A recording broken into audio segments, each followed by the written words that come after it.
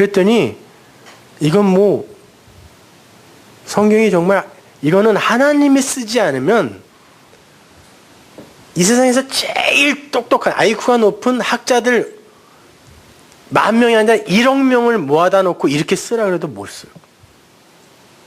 너무 과학적이고 너무 논리적이고 진짜 면도칼 하나 들어갈 틈이 없어요. 단어 하나가 그 문장 전체를 설명하고 있고요.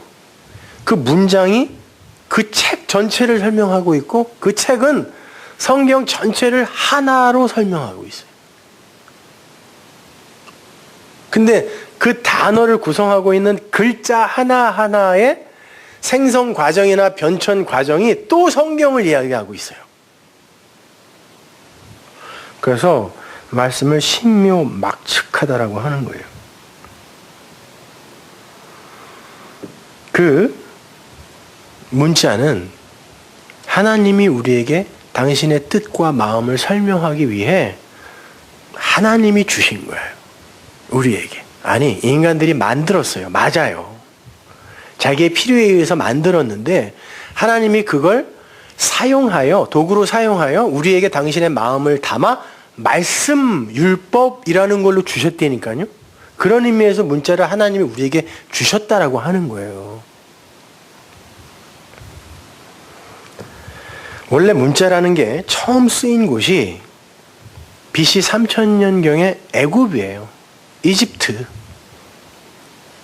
그때가 이집트의 제3왕조 때였는데 그때 이미 이집트의 문자는 완벽한 형태를 갖추고 있었어요. 보편적으로 그 백성들이 이렇게 통용하며 쓰인 문자는 아니에요.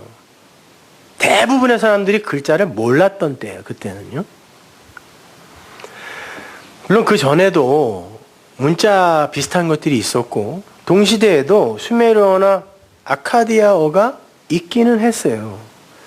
그러나 그건 문자라기보다는 기호 혹은 표 정도에 불과한 쐐기 문자였어요. 이렇게 무슨 이렇게 체크 같은 그런 글자들 혹시 보셨죠? 그 쐐기 문자 이건 곧 없어졌어요. 그리고 그림 문자만 남아서 거기에서 알파벳까지 온 거예요. 오늘날 우리가 성경으로 읽고 있는 히브리어를 비롯해서 그 그림 문자에서 문자가 온 거란 말이죠. 그래서 하나님은 당신을 이제 계시하기 위해 아담과 하와에게는 소리로 주셨죠. 소리를 주셨는데 소리는 저장이 되지 않잖아요.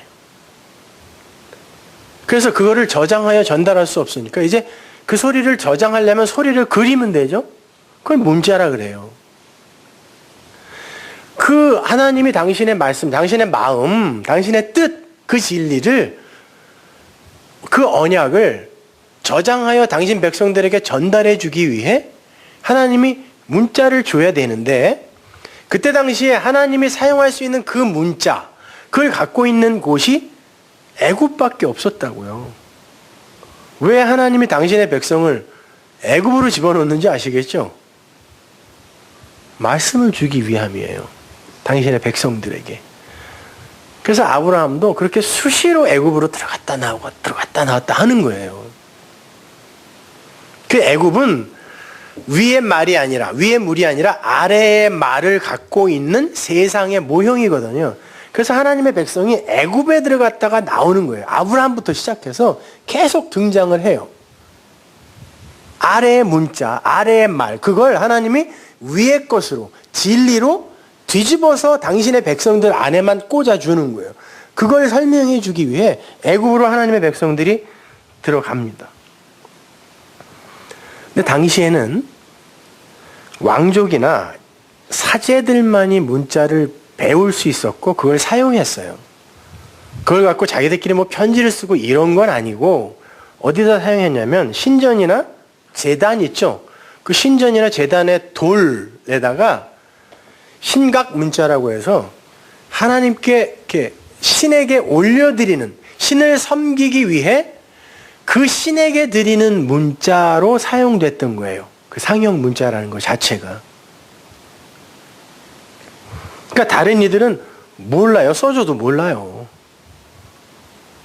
그러면 그 문자를 하나님이 사용하여 당신의 백성들에게 말씀을 주기 위해선 그걸 배울 수 있는 왕족으로 누가 들어가야 되겠네요. 그 문자가 있는 곳에.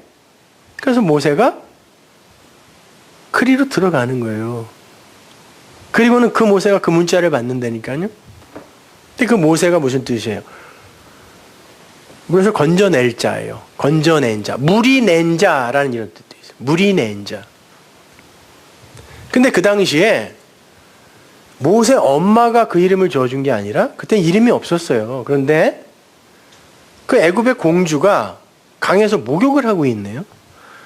여러분 애굽에 그 건축물 같은 것을 혹시 보신 분들이 계실지 모르겠지만 그때는 애굽의 목욕탕 시설이 근사하게 되어 있었던 때예요. 근데 왜 강에 나와서 목욕했을까요? 시원해서? 아니요. 자식이 없는 공주가 하나 있었는데 신에게 정결 예식을 드린 거예요. 자식 달라고. 애굽의 역사서에 기록되어 있어요. 그렇게 정결 예식을 하면서 강에서 몸을 깨끗이 닦고 있는데 아기가 바구니에서 동동 떠내려오네요. 기도의 응답이죠. 그래서 낼름 잡은 거예요. 그리고는 이름을 모세라고 줬어요. 왜? 그때 당시에 애굽의 18왕조 때의 모든 왕자들의 이름이 모세예요. 그리고 그가 왕이 되면 그 앞에 신의 이름을 붙여서 투투모세, 무슨 모세 이렇게 하는 거예요. 그러니까 모세예요, 얘는. 그 공주가 붙여준 이름이죠. 그런데 모세는 물이 낸 자죠. 근데 모세가 나중에 애굽으로 들어가서 누구와 상대를 하게 돼요? 애굽의 모세. 근데 얘는 아래에 물이 낸 자, 아래에 말이 낸 모세이고 애굽의 모세는 파라오라는 것 자체가 태양신 라의 아들이란 뜻이잖아요. 그게 파라오. 그러니까 아랫물, 우상의 모세, 가짜 말, 비진리가 낸 모세와 하나님이 말씀으로 보내준 내가 내 말을 너에게 줄게 그러고 보냈잖아요. 그 위에 물이 낸 모세가 두 모세가 만나는 거예요. 그래서 이 모세가 이기는 거예요. 이게 역사 전체의 이야기란 말입니다. 그래서 모세가 그 역할을 하기 위해 이집트 왕궁으로 들어가는 거예요. 그리고 거기에서 사도행전에 보면 모세가 학술과 모든 기회와 모든 걸 다 배웠다 그러죠. 왕자니까 문자를 받아야 되거든요. 그래서 기록했어요. 나중에 그 모세가 성경을 기록했단 말입니다. 그래야 돼요.